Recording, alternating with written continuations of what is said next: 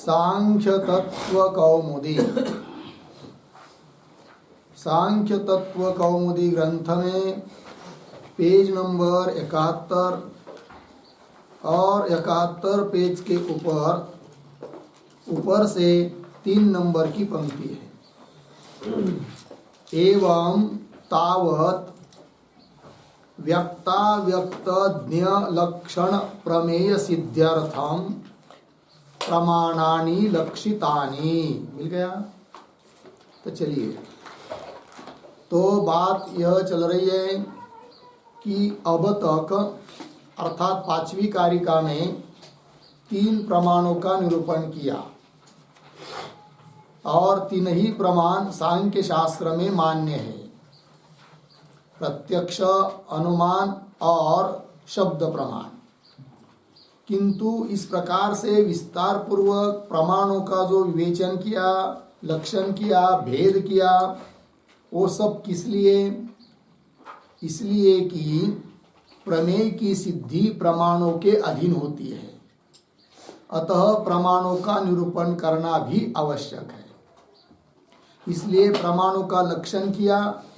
अब जिसके लिए प्रमाणों का लक्षण किया वो प्रमेय कौन है, वो बात बतानी है।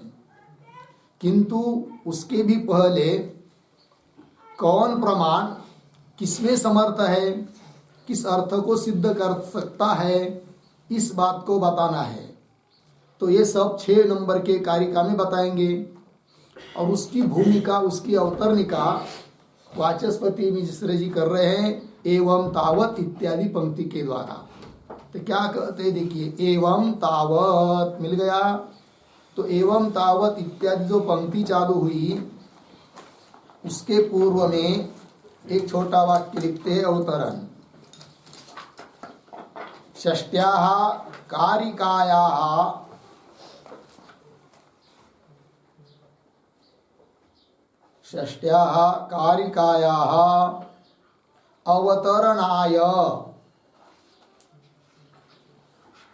अवतरणाय भूमिकाम् आरचयति। भूमिकाम् आरचयति एवं इति। ठीक, देखो भाई, 6 नंबर की कारिका को अवतरित करने के लिए वो क्यों आ रही है कारिका, क्या बताने वाली है वो कारिका अर्थात 6 नंबर का श्लोक, तो इस बात के लिए भूमिका बना रहे ग्रंथकार अर्थात वाचस्पति मिश्र जी। तो पंक्ति देखिए, एवं तावत व्यक्त अव्यक्त ज्ञ लक्षण प्रमेय सिद्ध्यर्थम प्रमाणानि लक्षितानि। प्रमाणानि लक्षितानि, प्रमाणों का लक्षण किया। किसके लिए? प्रमेय पदार्थों को सिद्ध करने के लिए। प्रमेय पदार्थ मतलब जो जानने योग्य पदार्थ है उनको सिद्ध करने के लिए, अर्थात प्रमा ज्ञान का जो विषय है प्रमेय पदार्थ है, वो कौन है? तो कुल मिलाकर सांख्य शास्त्र के यहाँ 25 तत्व की मान्यता है और उन 25 तत्वों का भेद 3 प्रकार से जब किया जाता है तो 3 प्रकार वो है कि कुछ पदार्थ व्यक्त है, कुछ अव्यक्त है और कुछ ज्ञेय है। तो इन 3 के भेद में सभी 25 तत्व आ जाते हैं। अतः व्यक्त प्रमेय, अव्यक्त प्रमेय और ज्ञेय स्वरूप प्रमेय उनकी सिद्धि करने के लिए अर्थात उनका ज्ञान कराने के लिए प्रमाणों का लक्षण अभी तक किया। वही बात बता रहे, एवं तावत व्यक्त अव्यक्त ज्ञेय लक्षण।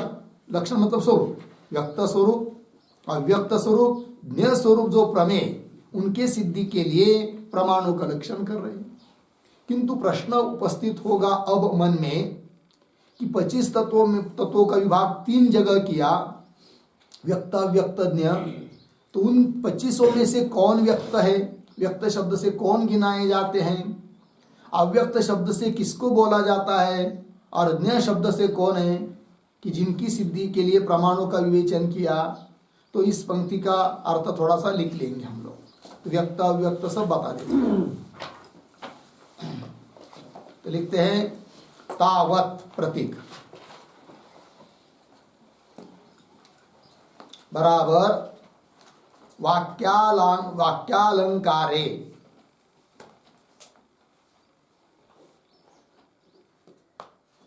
तावत शब्द यहां पर वाक्यालंकारे, वाक्यालंकारे, ठीक, पूर्ण विराम। आगे प्रतीक व्यक्तम, विभाग करके बता रहे हैं ना, मतलब मूल जो है ना व्यक्त व्यक्त ज्ञ लक्षण प्रमेय सिद्ध्यर्थम, उसका अर्थ करना है प्रतीक, उसमें से व्यक्त लिया। व्यक्तम बराबर बुद्धि अहंकार मन इंद्रिय तन्मात्र स्थूलभूतानाम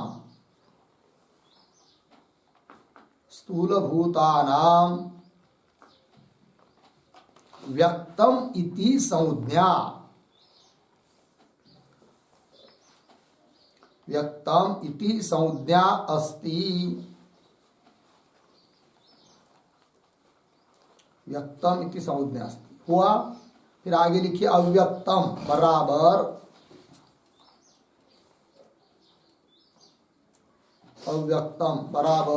मूल प्रकृति, अर्धविराम। आगे प्रतीक ज्ञ, बराबर आत्मा,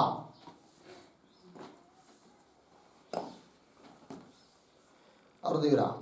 एतत्त्रय स्वरूप प्रमेय सिद्ध्यर्थम, एतत्त्रय स्वरूप प्रमेय सिद्ध्यर्थम, ठीक है। फिर आगे प्रतीक प्रमाणानि, ये प्रतीक है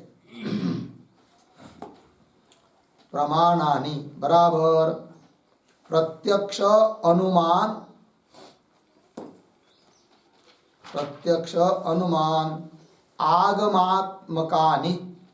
आगमात्मकानि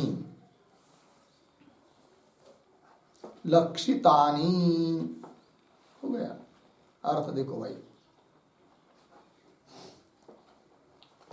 तो मूल पंक्ति है एवं तावत व्यक्ताव्यक्तज्ञ लक्षण प्रमेय सिद्ध्यर्थम प्रमाणानि लक्षितानि। तो तावत वाक्यालंकार में है, तो व्यक्त अव्यक्त और ज्ञ। व्यक्त क्या है तो बता दिया, बुद्धि जिसको महत्त्व भी कहते हैं, बुद्धि अहंकार, ठीक, मन इंद्रिय तन्मात्रा, पंच तन्मात्रा, शब्द स्पर्श रूप रस गंध, 5 तन्मात्रा है ना, वो तन्मात्रा और स्थूलभूत, इन सभी को बोलते व्यक्त। अर्थात व्यक्त के अंतर्गत 23 पदार्थ आते। कितने? 23। 25 में से 23 को व्यक्त कहते हैं। तो गिनाइए, बुद्धि 1, अहंकार हो गया, मन 3, इंद्रिय मतलब 10 इंद्रिय, तो 10 और 3 13, और तन्मात्रा पंच तन्मात्रा 13 और 5 18, है कि नहीं, और पंच स्थूलभूत 18 और 5 23, हो गया ना। चलिए व्यक्तम की समझ।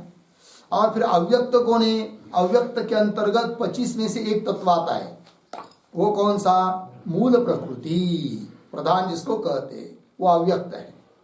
और ज्ञ शब्द में आता है कौन? आत्मा, चेतन पुरुष, ठीक है कि नहीं। चला, एतत्त्रय स्वरूप, इस प्रकार 3 स्वरूप जो प्रमेय हैं उनके सिद्धि के लिए क्या जी? प्रमाणानि, मूल में आया ना, प्रमाणानि लक्षितानि। तो प्रमाण मतलब कौन कौन प्रमाण? प्रत्यक्ष प्रमाण, अनुमान प्रमाण और आगम शब्द प्रमाण।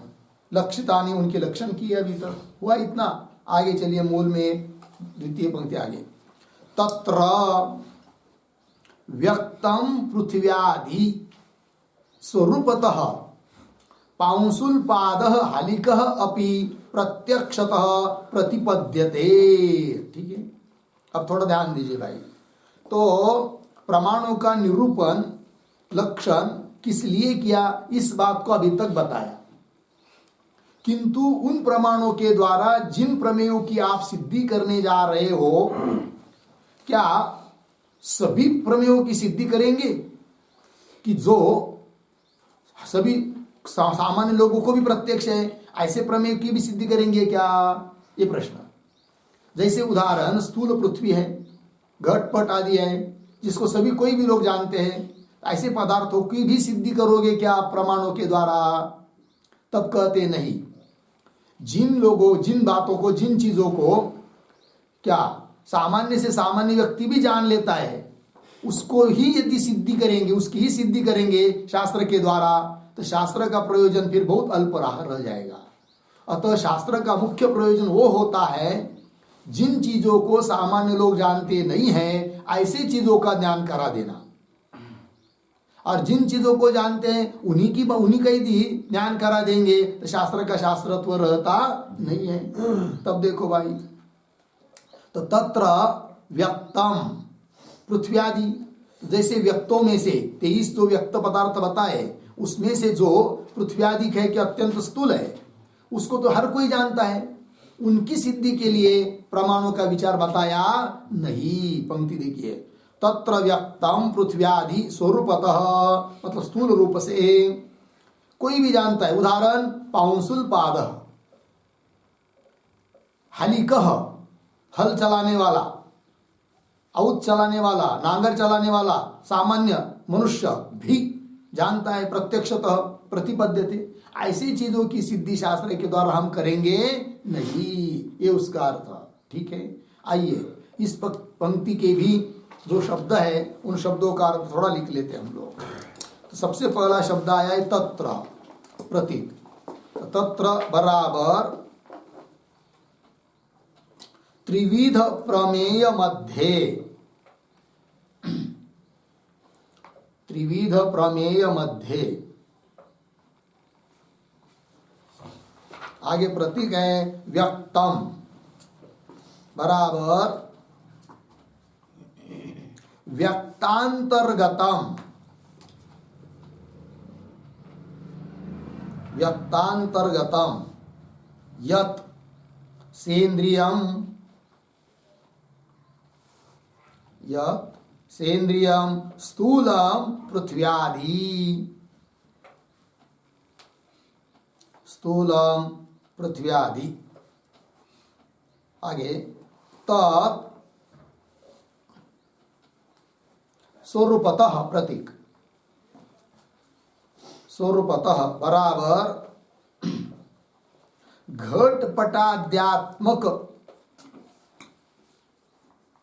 घटपटाद्यात्मक स्थूल स्वरूपेण,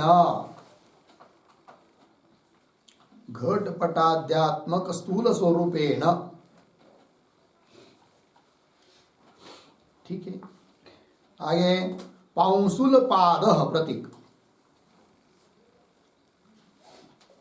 पाउंसुल पाद बराबर पाउंसुलौ पादौ, पाउंसुलौ पादौ यस्य, यस्य सह पाउंसुल पाद,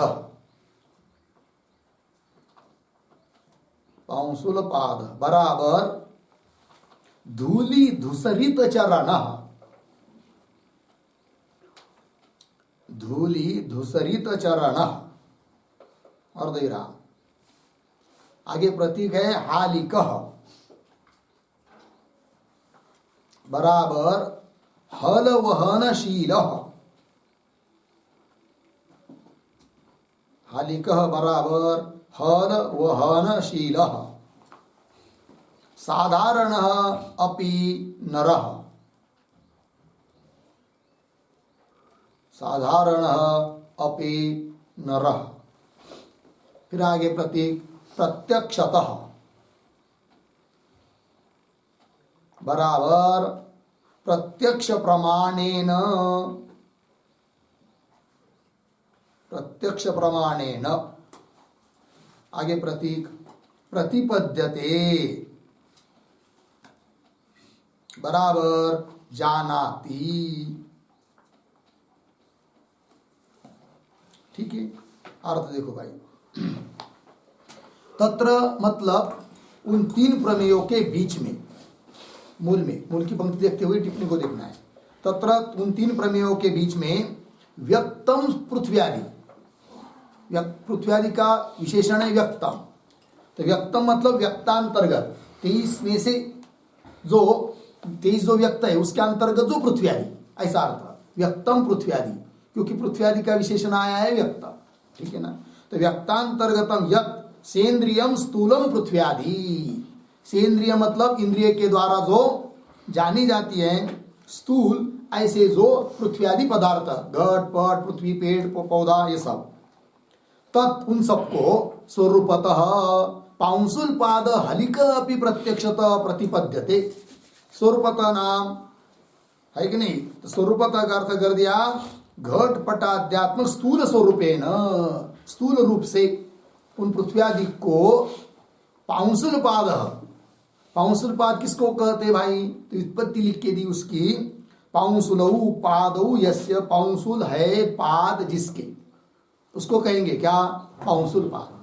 मतलब क्या पांसुल पाद है, मतलब क्या, जिसके पैर मिट्टी से क्या भरे हुए है, मिट्टी से लिप्त है, ऐसा जो व्यक्ति, वही अर्थ कर दिया धूली धूसरित चरण, धूली से धूसरित हुए है, युक्त हुए है, माखे गए है चरण जिसके, ऐसा कोई खेत करने वाला सामान्य व्यक्ति, ये कहने का तात्पर्य।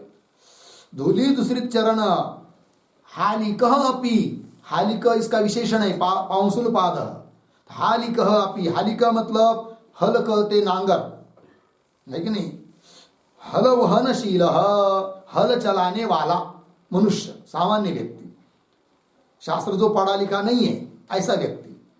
साधारण अपि न रह, क्या जी, प्रत्यक्षतः नाम प्रत्यक्ष प्रमाणेन प्रतिपद्यते अर्थात जानाति, ठीक है। कुल मिलाकर क्या अर्थ हुआ कि उन व्यक्त पदार्थों के अंतर्गत जो इंद्रिय के द्वारा जाने जाने वाले स्थूल पृथ्वी आदि पदार्थ हैं, कि जिनके स्वरूप को सामान्य से सामान्य व्यक्ति भी प्रत्यक्ष प्रमाण से जानता है, ठीक है ना। फिर क्या हुआ जानता है, तो आगे के साथ संबंध है, आगे की और पंक्ति पढ़ना पड़ेगी, तो आगे चलिए। तो पूर्ववता च अनुमानेन धूमादि दर्शनात् वन्यादीनि च, तो च तक वाक्य पूरा हुआ है कि नहीं। तो क्या अर्थ निकला इसका, इसके पीछे से अनुवृत्ति आएगी तब वाक्यार्थ पूरा होता है। तो कौन पद की अनुवृत्ति आएगी, जरा विचार करो भाई, पुनः पंक्ति पढ़ता हूं। पूर्ववता च अनुमानेन धूमादि दर्शनात् वन्यादीनि, क्या होगा फिर, वन्यादीनि अपि प्रतिपद्यते, ठीक है ना। पूर्ववत अनुमान के द्वारा, अनुमान के तीन प्रकार बताए हैं, पूर्ववत, शेषवत, सामान्य तो दृष्ट, ठीक है ना। तो उसमें से तो पूर्ववत अनुमान के द्वारा जैसे कि धूमादिक का प्रत्यक्ष हो जाने से वन्य का ज्ञान हो जाता है, और ये चीज भी सामान्य से सामान्य व्यक्ति भी जानता है।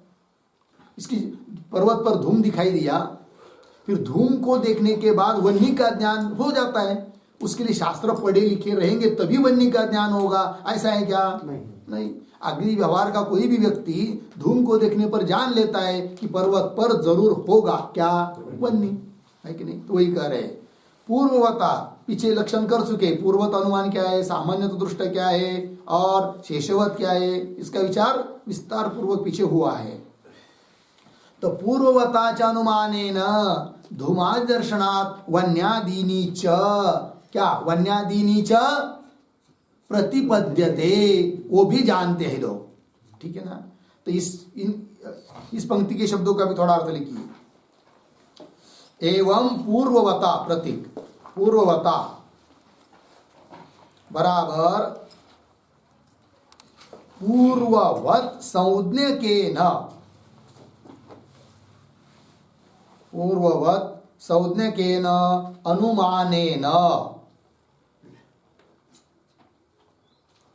अनुमानेन, आगे धूमादि दर्शनात्, प्रतीक धूमादि दर्शनात् बराबर धूम प्रत्यक्षानंतरम,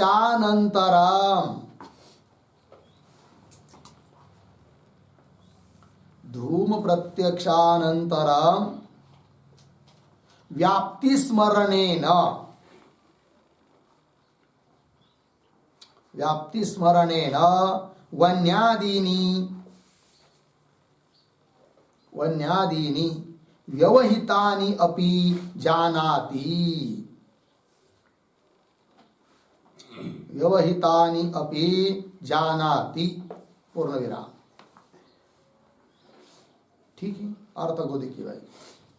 जैसे सामान्य से सामान्य व्यक्ति भी प्रत्यक्ष प्रमाण से स्थूल पृथ्वी आदि को जानता है, उसी प्रकार एवं पूर्ववता मतलब पूर्ववत संउद्यक अनुमान के द्वारा भी धूमादिक का जब साक्षात्कार हो जाता है कि नहीं, तो धूमादि का साक्षात्कार होने से, धूमादि का प्रत्यक्ष ज्ञान होने के बाद व्याप्ति स्मरण होकर वन्यादि दूर होने पर भी व्यवहितानि अपि जानाति, पूर्ववत अनुमान के द्वारा।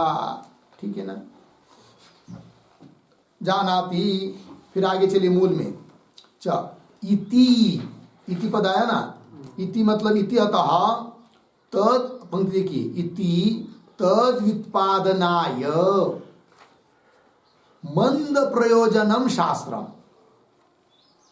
बात लगी, पीछे के दो पंक्तियों का संबंध इस पंक्ति के साथ है। इति तद व्युत्पादनाय मंद प्रयोजनम शास्त्रम, तद मतलब उन स्थूल पृथ्वी आदि का ही उत्पादन करेंगे, प्रतिपादन करेंगे तो शास्त्र को बोला जाएगा ये शास्त्र कैसा है, मंद प्रयोजन वाला है, अल्प प्रयोजन वाला है, कोई विशेष प्रयोजन वाला नहीं है। क्योंकि जिस बात को सामान्य से सामान्य व्यक्ति भी जान रहा है प्रत्यक्ष प्रमाण से और पूर्ववत अनुमान से, उसी को यदि सिद्ध कर रहा है शास्त्र, तो शास्त्र कैसा हो जाएगा, मंद प्रयोजन हो जाएगा। वही कह रहे हैं, इति तद उत्पादनाय मंद प्रयोजनम शास्त्रम भवती इति शेष हो जाएगा। अतः ऐसी चीजों की सिद्धि हम करेंगे नहीं कि जिससे शास्त्र मंद प्रयोजन वाला सिद्ध हो सके। लगा अर्थ? तो चलिए ये जो पंक्ति पढ़ी ना हम लोगों ने, इति तद उत्पादनाय मंद प्रयोजनम शास्त्रम, इन शब्दों का अर्थ भी लिखिए। इति बराबर अतः, इति बराबर अतः, फिर प्रतीक इति अतः हुआ इतना।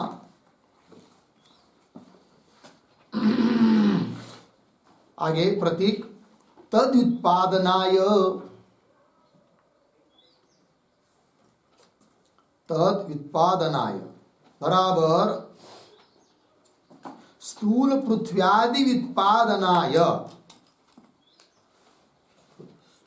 स्थूल पृथ्व्यादि उत्पादनाय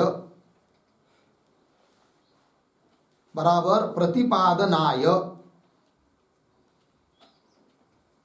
प्रतिपादनाय। आगे यदि एतत् शास्त्रम स्यात्, एतत् शास्त्रम स्यात् तर्हि मंद प्रयोजनम, मंद प्रयोजनम, मंद प्रयोजनम प्रतीक है, मंद प्रयोजनम बराबर अत्यल्प फलम,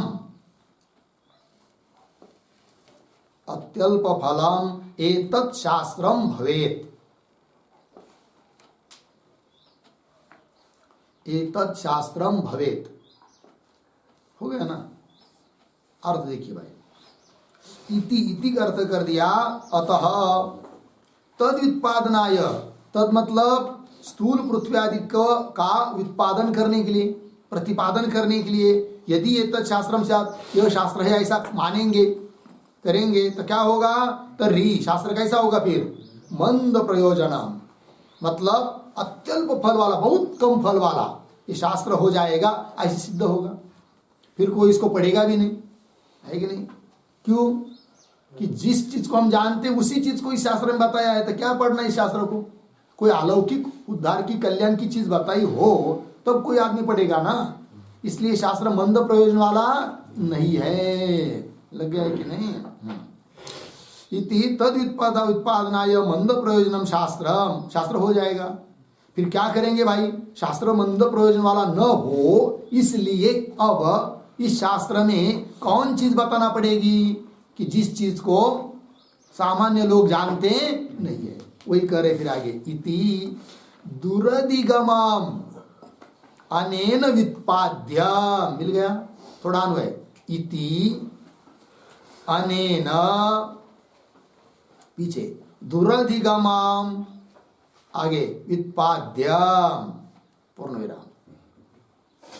इसलिए अनेन मतलब इस शास्त्र के द्वारा, सांख्य शास्त्र के द्वारा, दुरधिगमम जो जानने के लिए कठिन है, सरलता से कोई भी जान नहीं सकता, ऐसे चीजों का बोध कराने के लिए यह शास्त्र है। ये इसका अर्थ हुआ। इन शब्दों का भी अर्थ लिख लेते हैं। इति बराबर अतः,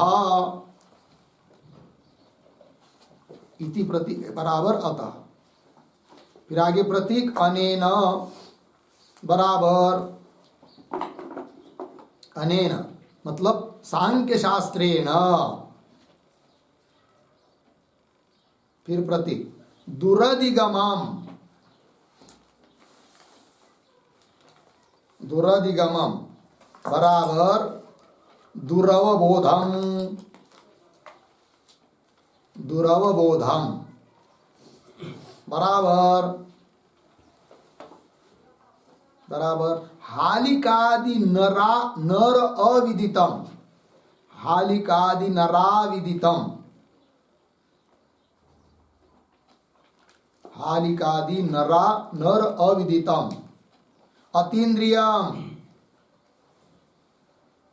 अतीन्द्रियम स्थूलातिरिक्तम, स्थूलातिरिक्तम सूक्ष्म तन्मात्रादि, सूक्ष्म तन्मात्रादि व्यक्त अव्यक्त चेतनात्मकम,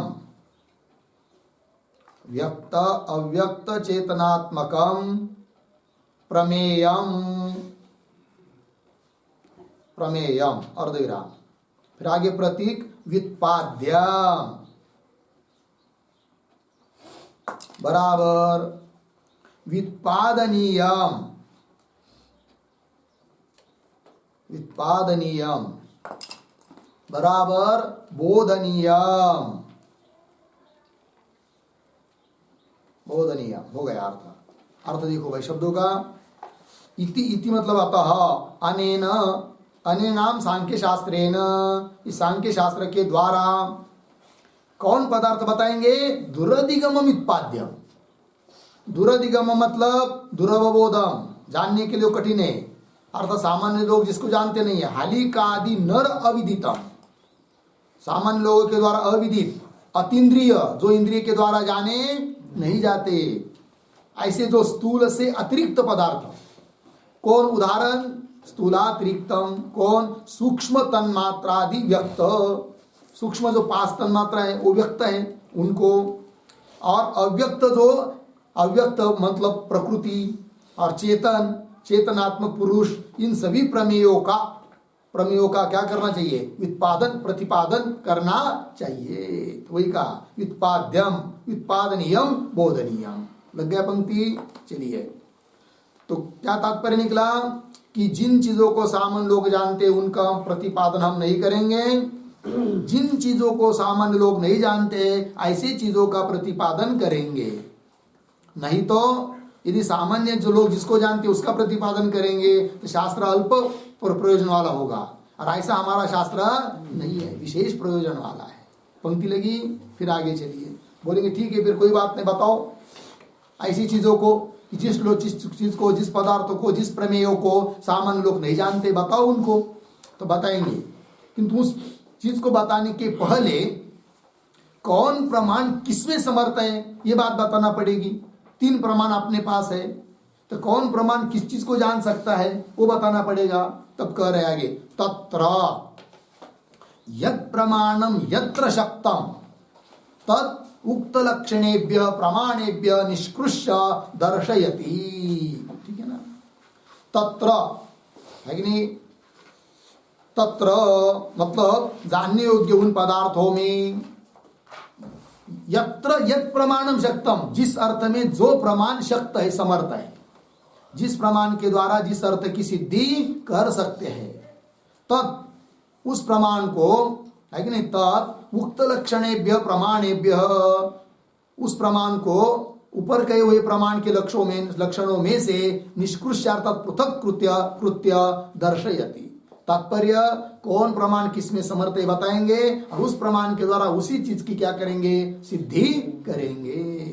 ये जो शब्द आए भाई, तत्र यत् प्रमाणम यत्र शक्तम इत्यादि, उसका भी अर्थ लिख लेंगे हम लोग। तो प्रतीक है तत्र, तत्र बराबर सूक्ष्म तन्मात्रादि,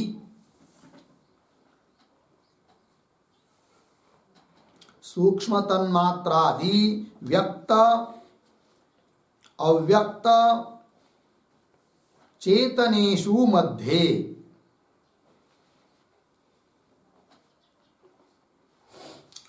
व्यक्त अव्यक्त चेतनेषु मध्ये अर्धविराम।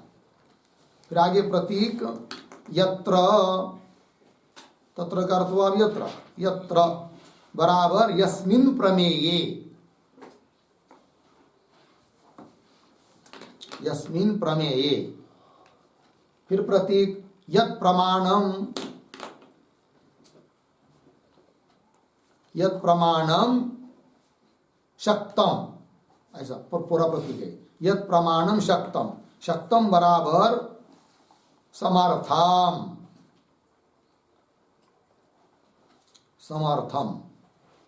फिर आगे प्रतीक तत् बराबर तत् प्रमाणम,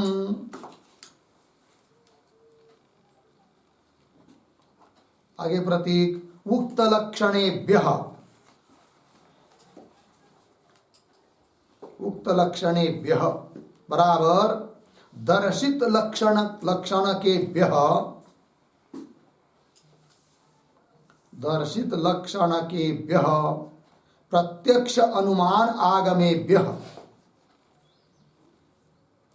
प्रत्यक्ष अनुमान आगमेभ्यः प्रमाणेभ्यः। फिर प्रतीक निष्कृष्य बराबर पृथक कृत्य दर्शयति, दर्शयति। प्रतीक बराबर मूल ग्रंथकारः, मूल ग्रंथकारः कारिकया प्रतिपादयति, कारिकया प्रतिपादयति। ठीक है। देखो भाई अर्थ, तत्र, तत्र मतलब सूक्ष्म तन्मात्रादि जो व्यक्त अव्यक्त और चेतन है उनके बीच में क्या कि तत्र का अर्थ हुआ। फिर यत्र यत् प्रमाणम शक्तम, यत्र यस्मिन् प्रमेय, जिस प्रमेय में यत् प्रमाणम शक्तम, जो प्रमाण समर्थ है कि नहीं, प्रतिपादन कर सकता है, तत् प्रमाण, उस प्रमाण को क्या जी, उक्त लक्षणेभ्य प्रमाणेभ्य निष्कृष्य, ऊपर कहे हुए दर्शित लक्षण वाले जो प्रमाण है, प्रत्यक्ष अनुमान आगम, प्रत्यक्ष अनुमान आगम, उनमें उन प्रमाणों से निष्कृष्य पृथक करके, तीन प्रमाण है, इस प्रमाण से इसको जान सकते हैं, इस प्रमाण को इसको जान सकते हैं, उस प्रमाण से इसको जान सकते हैं, ऐसा अलग अलग करके स्पष्ट कर रहे हैं किस प्रमाण के द्वारा कौन चीज जानी जा सकती है। ठीक है। तो प्रमाणेभ्य निष्कृष्य नाम पृथक कृत्य दर्शयति। मूल ग्रंथकार जो ईश्वर कृष्ण है वे कारिका के माध्यम से इस बात को बता रहे हैं। ऐसी सूचना हम लोगों को दिया किसने, वाचस्पति मिश्र जी ने। लग गया। चलिए फिर तो तात्पर्य समझ में आया क्या हुआ तो प्रमाणों का लक्षण जिसके लिए क्या उन व्यक्त अव्यक्त और ज्ञ इन सबकी सिद्धि अभी करनी है।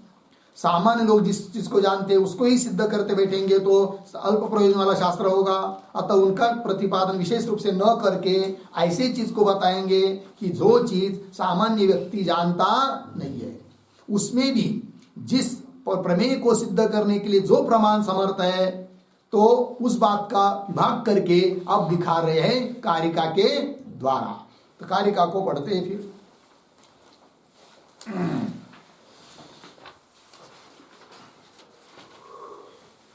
सामान्यतस्तु दृष्टा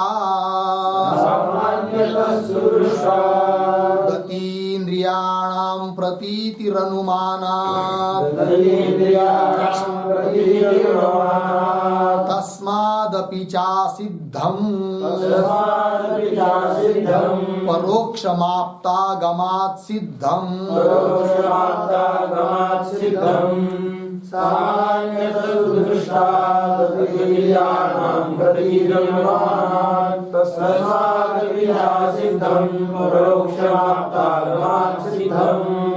पदच्छेद देखिए बाद में आना। सामान्यतः तु दृष्टात् अतीन्द्रियाणां प्रतीतिः अनुमानात् तस्मात् अपि च असिद्धं परोक्षम आप्तागमात् सिद्धम। ठीक है, अन्वय। सामान्यतः दृष्टात् पीछे तू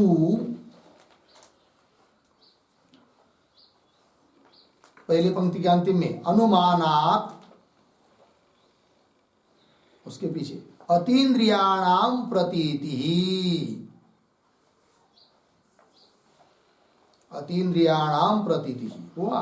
नीचे आइए, तस्मात् अपि असिद्धम, उसके पीछे च, आगे परोक्षम आप्तागमात् सिद्धम हो गया। देखो भाई अर्थ, सामान्यतः दृष्टात्, सामान्य तो दृष्ट क्या है? अनुमान। अनुमान के तीन भेद कौन कौन? पूर्ववत, शेषवत, सामान्य तो दृष्ट। ठीक है, तो सामान्य तो दृष्टात् तु अनुमानात्, मतलब सामान्य तो दृष्ट अनुमान से, सामान्य तो दृष्ट अनुमान को उपलक्षण मानकर शेषवत भी लेंगे पूर्ववत को छोड़कर, क्योंकि पूर्ववत के द्वारा सामान्य रूप से कोई भी जान लेता है दूर की चीज को भी, किंतु सामान्य तो दृष्ट अनुमान और शेषवत अनुमान, इन अनुमानों से किस चीज की सिद्धि करेंगे? अतीन्द्रियाणाम प्रतीतिः, जो इंद्रिय के द्वारा ग्राह्य नहीं है ऐसे पदार्थों की सिद्धि करेंगे सामान्य तो दृष्ट और शेषवत अनुमान से। लगा पंक्ति? किंतु उस अनुमान से भी जो अर्थ सिद्ध नहीं होता है उसके लिए क्या करोगे? उसकी सिद्धि आगम प्रमाण से करेंगे। वही नीचे के पंक्ति में दे रहे, तस्मादपि च सिद्धम, उस सामान्य तो दृष्ट अनुमान से भी जो सिद्ध नहीं होता है ऐसा जो परोक्ष अर्थ, उसकी सिद्धि आप्तागमात् सिद्धम, आप्तागम मतलब शब्द प्रमाण से सिद्धि होगी। हो गया, त्यान्वय के अनुसार अर्थ बता दिया, किंतु संक्षेपतः थोड़ा कारिका के शब्दों का अर्थ लिख लेते हम लोग। लिखेंगे, सामान्य तो दृष्टात् अनुमानात्, सामान्य तो दृष्टात् अनुमानात्, तू, तू प्रतीक है, तू बराबर एव, एव, आगे प्रतीक अतीन्द्रियाणाम, अतीन्द्रियाणाम बराबर इंद्रिय अग्राह्य पदार्थानाम, इंद्रिय अग्राह्य पदार्थानाम, कौंस में लिखिए प्रधान पुरुषादीनाम, प्रधान पुरुषादीनाम कौंस बंद, आगे प्रतीक प्रतीतिः, बराबर ज्ञानम भवति, ज्ञानम भवति च तस्मात् अपि, प्रतीक है तस्मात् अपि, बराबर सामान्य तो दृष्टानुमानात् अपि, सामान्य तो दृष्टानुमानात् अपि, आगे प्रतीक है असिद्धम,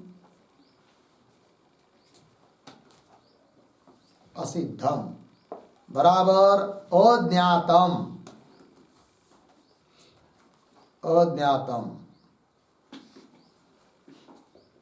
फिर आगे प्रतीक है परोक्षम, परोक्षम बराबर अप्रत्यक्षम वस्तु, अप्रत्यक्षम वस्तु, आगे प्रतीक आप्तागमात्, आप्तागमात् बराबर शब्द प्रमाणात्, शब्द प्रमाणात्, सिद्धम प्रतीक है, सिद्धम बराबर ज्ञातम भवति इति शेषः, ज्ञातम भवति इति शेषः। ठीक, देखो भाई अर्थ, सामान्य तो दृष्टात अनुमानात तू एव, सामान्य दृष्टानुमान से तू का अर्थ ये हुआ, उसने व्यावृत्ति की प्रत्यक्ष और पूर्वत अनुमान की, तो प्रत्यक्ष और पूर्वत अनुमान से भिन्न जो सामान्य तो दृष्टानुमान है उससे किस चीज की सिद्धि होगी?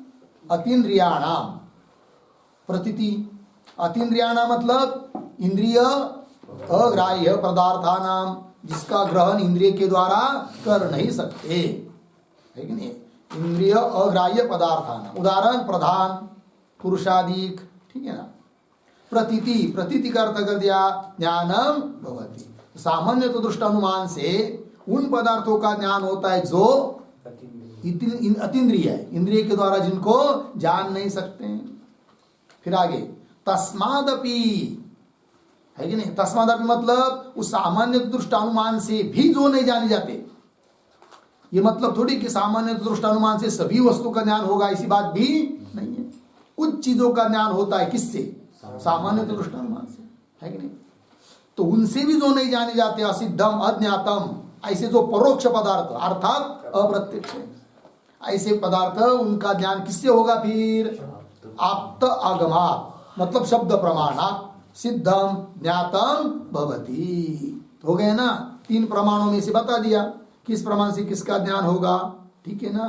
चलिए भाई, तो प्रत्यक्ष और पूर्वत अनुमान से कुछ पदार्थों का ज्ञान होता है, और उससे भिन्न जो अतीन्द्रिय पदार्थ है उनका ज्ञान सामान्य दृष्टा और शेषवत अनुमान से होता है।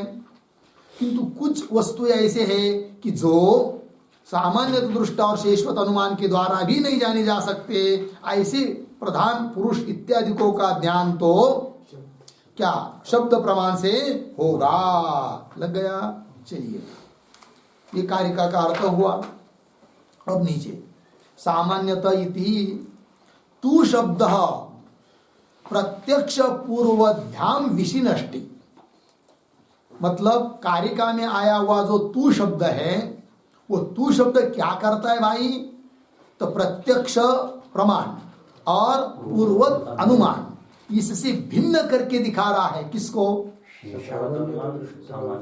हाँ, सामान्य तो दृष्ट अनुमान को और शेषवत अनुमान को, क्योंकि उपलक्षण करेंगे ना सामान्य दृष्टि, इसको वही करे। तू शब्द प्रत्यक्ष पूर्वध्याम, प्रत्यक्ष और पूर्वत नाम का जो अनुमान है उनसे विशिनष्टि भिन्न करके दिखा रहा है सामान्य तो दृष्ट अनुमान को। लग गया अर्थ? चलिए, तू शब्द इत्यादि जो आया है कि नहीं, उसके ऊपर एक वाक्य लिखिए। तू शब्द, तू शब्द प्रत्यक्ष प्रमाणात, प्रत्यक्ष प्रमाणात सामान्य तो दृष्टानुमानम, सामान्य तो दृष्टानुमानम विशिनष्टि, विशिनष्टि बराबर व्यवच्छिन्नति, व्यवच्छिन्नति बराबर व्यावर्तयति, व्यावर्तयति बराबर पृथक करोति, पृथक करोति पूर्णविराम। अथ च पूर्ववत् नामकात्, पूर्ववत् नामकात् अनुमानात्, अनुमानात् सामान्य तो दृष्टम, सामान्य तो दृष्टम व्यवच्छिन्नति इत्यर्थः, व्यवच्छिन्नति इत्यर्थः। ठीक, देखो भाई अर्थ। तू शब्द क्या कर रहा है? कारिका में आया हुआ तू शब्द प्रत्यक्ष प्रमाण से, प्रत्यक्ष प्रमाण, प्रत्यक्ष प्रमाण से सामान्य तो दृष्ट अनुमान को विशिनष्टि अर्थात व्यवच्छिन्नति, व्यावर्तेति, पृथक करोति, अलग कर रहा है तू शब्द। ठीक, किसको? सामान्य दृष्ट अनुमान। किससे? प्रत्यक्ष प्रमाण से। और क्या कर रहा है? अथच पूर्वत नाम का अनुमान, पूर्वत नाम का जो अनुमान है उससे भी भिन्न करके दिखा रहा है तू शब्द। किसको? सामान्य तो दृष्ट अनुमान को। लगी पंक्ति? आइए, तू शब्द प्रत्यक्ष पूर्वध्यान विशिनष्टि। ठीक है, बोलेंगे ठीक है कोई बात नहीं। तो सामान्य तो दृष्टात ये जो बताया है ऊपर, तो उसका क्या अर्थ है? तब देखिए, सामान्य तो दृष्टात प्रतीक है, उसका अर्थ कर रहे अध्यवसायात अतीन्द्रियाणाम प्रधान पुरुषादीनाम प्रतीति ही। सामान्य तो दृष्ट अनुमान से अर्थात अध्यवसाय से, सामान्य दृष्टा जिसका अर्थ कर दिया अध्यवसाय, अध्यवसायात क्या होगा? अर्थात सामान्य दृष्ट अनुमान से क्या होगा? अतीन्द्रिय, जो इंद्रिय के द्वारा ग्रहण करने योग्य, ऐसे जो प्रधान पुरुष इत्यादि को की प्रतीति ही, प्रतीति होगी। प्रतीति भी प्रतीक है, तो प्रतीति मतलब क्या? प्रतीति का अर्थ कर दिया मूल में ही चिति छायापत्ति ही, उसका भी अर्थ कर रहे बुद्धे है अध्यवसाय इत्यर्थ। ठीक है, देखो भाई एक एक बात, तो तात्पर्य इतना ही है। सामान्य मूल कारिका में क्या है? सामान्य दृष्ट अनुमान से अतीन्द्रिय पदार्थों की प्रतीति होती है, बस इतना ही है ना। उसी का स्पष्टीकरण कर रहे हैं। सामान्य दृष्ट अनुमान से मतलब अध्यवसाय से, अतीन्द्रिय मतलब जो जिनको इंद्रिय के द्वारा जान नहीं सकते, ऐसे जो उदाहरण प्रधान पुरुषाधिक है उनकी प्रतीति होती है। ठीक है, तो यह आया है यहां पर सामान्य दृष्टात का अर्थ कर दिया अध्यवसायात। तो क्या है अध्यवसायात? उस पर एक वाक्य लिखेंगे।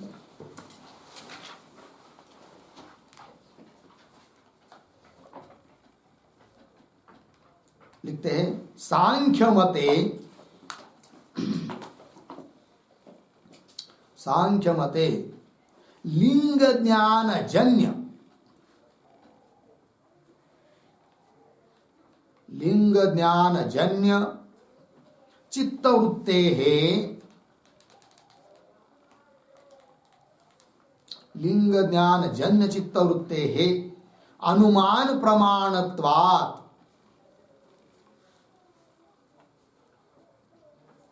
अनुमान प्रमाणत्वात् इति भावः। ठीक है ना। सांख्य मत मतलब सांख्य मत में लिंग ज्ञान से जन्य जो चित्तवृत्ति, उस चित्तवृत्ति को ही बताया गया है क्या? अनुमान है कि नहीं? लिंग ज्ञान जन्य चित्तवृत्ति अनुमान प्रमाणत्वात्, इसलिए अर्थ कर दिया क्या? अध्यवसायात्, अर्थात चित्तवृत्ति रूप जो अनुमान प्रमाण, उससे, जिसका नाम दिया है सामान्य तो दृष्ट, उससे अतीन्द्रिय प्रधान पुरुषादि को की प्रतीति मतलब ज्ञान होता है। पंक्ति देखिए, सामान्य तो दृष्टांत का अर्थ कर दिया अध्यवसायात अतीन्द्रियाणाम, ठीक है ना। अतीन्द्रियाणाम मतलब इंद्रिय अग्राह्याणाम, अतीन्द्रियाणाम का अर्थ लिखिए, अतीन्द्रियाणाम बराबर इंद्रिय अग्राह्याणाम।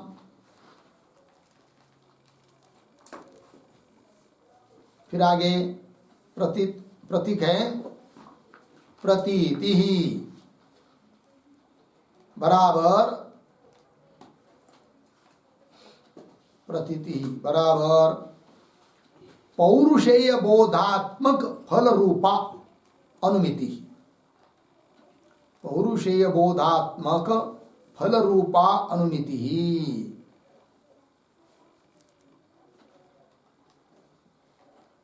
पौरुषेय बोधात्मक फल रूपानुमिति। ठीक, आइए मूल की पंक्ति। सामान्य दृष्टांत अध्यवसायात अतीन्द्रियाणाम इंद्रिय अग्राह्य, ऐसे जो उदाहरण प्रधान पुरुषादि नाम आया कि नहीं, तो प्रधान पुरुषादि नाम आदि नाम, आदि नाम पद आया, आदि शब्द से किसको लेंगे तो उसको भी लिखेंगे।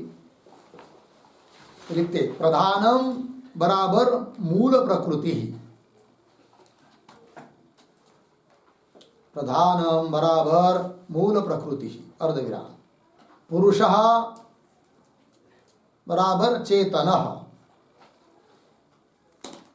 पुरुषः बराबर चेतन अर्धविराम, आदिना, आदिना बुद्धि अहंकार मन इंद्रियाणि,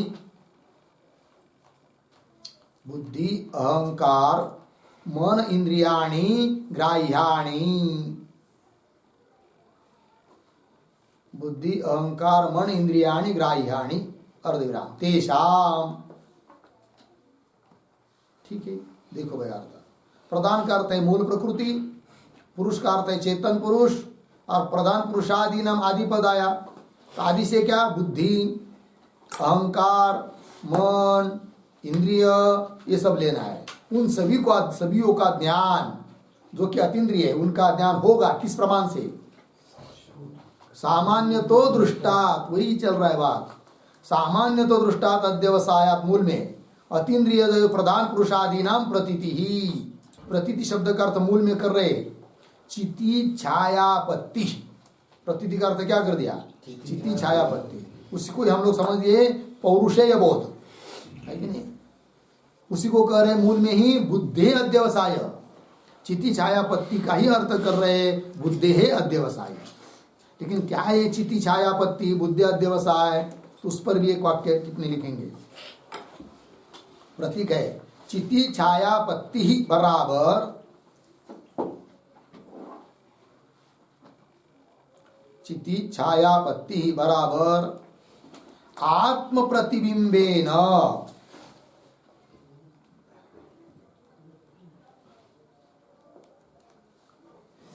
आत्म प्रतिबिंबेन बुद्धेः चेतन तादात्म्यापत्ति,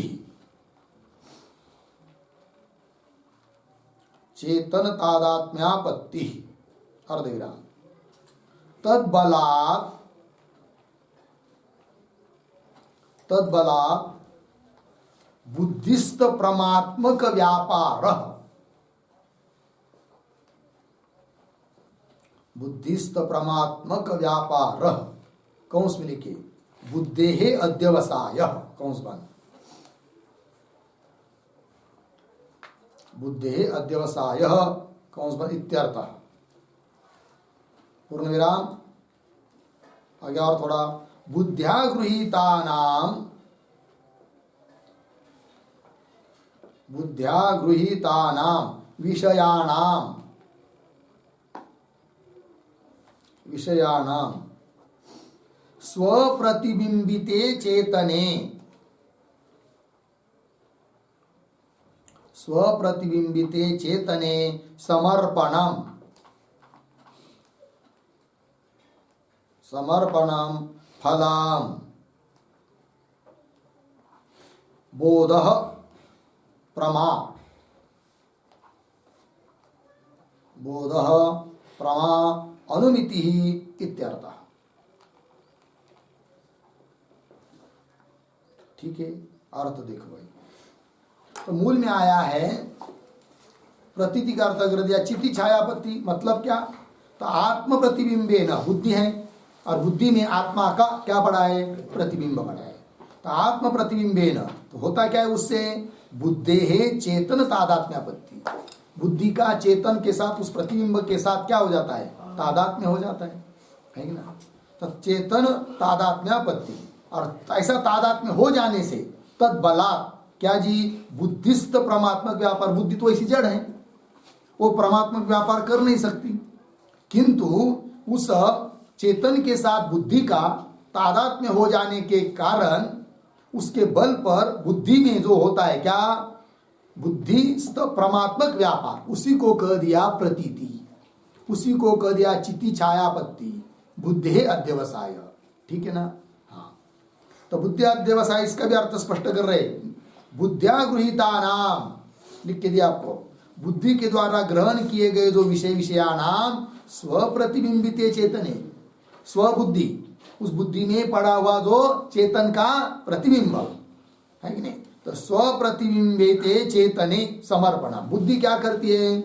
उस परमात्मा को व्यापार करती है, निश्चय कर लेती है, और उस निश्चय को अर्पण कर देती, समर्पण कर देती, किसको? चेतन को। यही अंतिम पौरुषेय बोध है, फल है, प्रमा है, ये निश्चय हो जाता है। लग गया कि नहीं? जैसे पीछे बताया था, घट जाना, तो अयम घट ज्ञान हुआ, ये बुद्धि का व्यापार हुआ, निश्चय, प्रत्यक्ष निश्चय।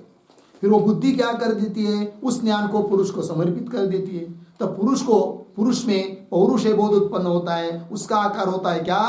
घट ज्ञानवान अहम, घट ज्ञान वाला मैं, यह अंतिम प्रमा हो जाती है। इस प्रकार अतीन्द्रिय जो पदार्थ है, प्रधान पुरुष वगैरह, उनकी प्रतीति हो जाती है, उनका ज्ञान हो जाता है, अर्थात अनुमिति फल हो जाता है। वही आगे लिख के दिया, प्रतिबिंबित चेतने समर्पणम फलम, यही फल है, यही बोध है, इसी को प्रमा कहेंगे, इसी को अनुमिति फल कहेंगे। अनुमान का फल क्या? अनुमिति, पौरुषेय बोध। लग गया? तो क्या क्या अर्थ निकल आया? कारिका के पूर्वार्ध का चिंतन हुआ कि सामान्य तो दृष्ट अनुमान से अतीन्द्रिय जो प्रधान पुरुषाधिक है, उनकी प्रतीतियां होती है, उनका बोध होता है, उनका अनुमिति ज्ञान होता है, जिसको कहते हैं चिति छायापत्ति, पौरुषेय बोध उत्पन्न होता है। लग गया? फिर अब प्रश्न उठता है क्या कि सभी चीजों का ज्ञान सामान्य दृष्ट अनुमान से होता है क्या? तो नहीं। फिर बाकी के पदार्थों का प्रमेयों का ज्ञान किससे होता है? तो आगम प्रमाण से, वो उत्तरार्ध में बता रहे हैं, और फिर उसकी व्याख्या आगे मूल में आ रही है कि नहीं, 3 नंबर, किंतु उसका विचार हम लोग कल करते हैं। ठीक है? ओम पूर्णमिदं पूर्णात् पूर्णमुदच्यते पूर्णस्य पूर्णमादाय